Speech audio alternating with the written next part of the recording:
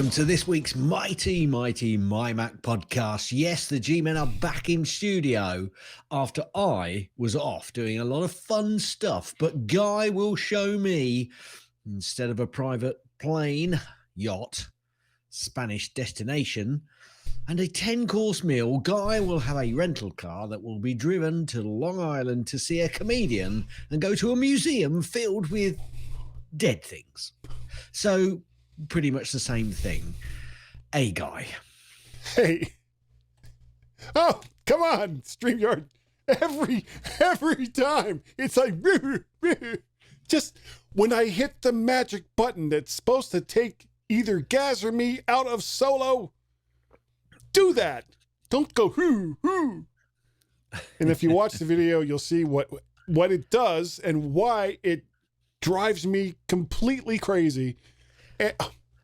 And it's almost like a bounce effect in screen flow. Something I want to speak to you about in a minute. The worst part of it, Gaz, I don't even have to do it because I edit this, and we're gonna go behind the scenes here a little bit. I edit this in a program called DaVinci.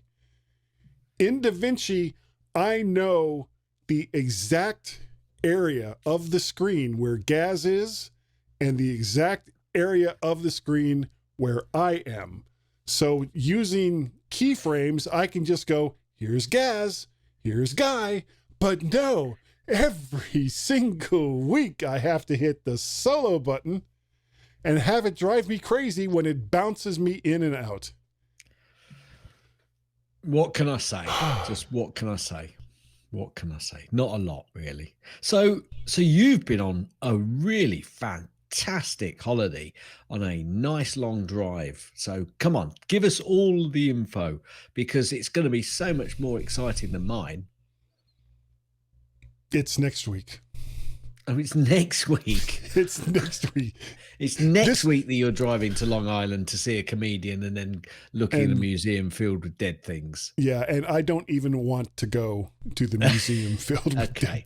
Okay, right. This is the best part. One of the best parts about doing this show, Gaz, is neither your wife nor my wife listen to this show. They do not. They do not. So next week... do not.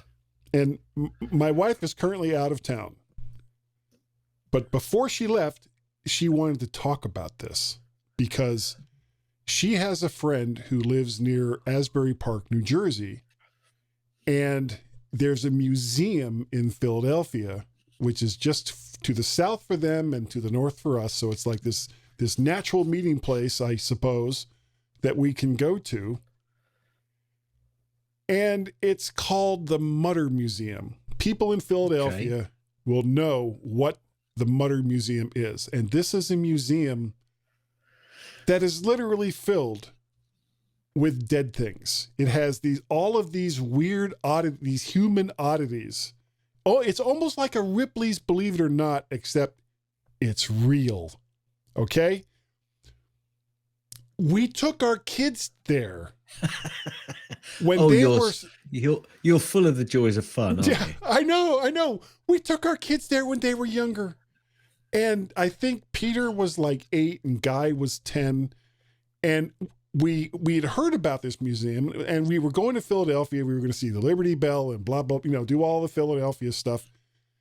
And my wife had heard about this museum, and she was like, well, we should check this out. It's got like all these people talking about it. And I was like, yeah, sure. Okay. I'm up for new things, he said. Well, they're not new things, though, by the sound of it. They're not new things. They were very old things. So we go into this museum, and we're walking around, and quite frankly, I was horrified at what I was seeing. It was like, oh, everywhere I looked, it was like, oh, there's something else that's horrible. And after a while, Tracy and Peter loved it. They were like looking at all the different things. And Guy and I, we were like, we're going to be downstairs in the lobby. So when you guys are done, you can come back and we can leave here screaming. I don't want to be here anymore. So, and I swore, Gaz, I would never, ever go to this museum again. But, however, there is an exhibit that is supposed to be related to Dracula. Of course, we're going into the Halloween season. So the Money Museum, which is already filled with dead things, Gaz, has this exhibit that's related to, I guess, Dracula and Vlad the Impaler and all that. And this is where my wife wants to meet her friend and her friend's husband on our way back from Long Island.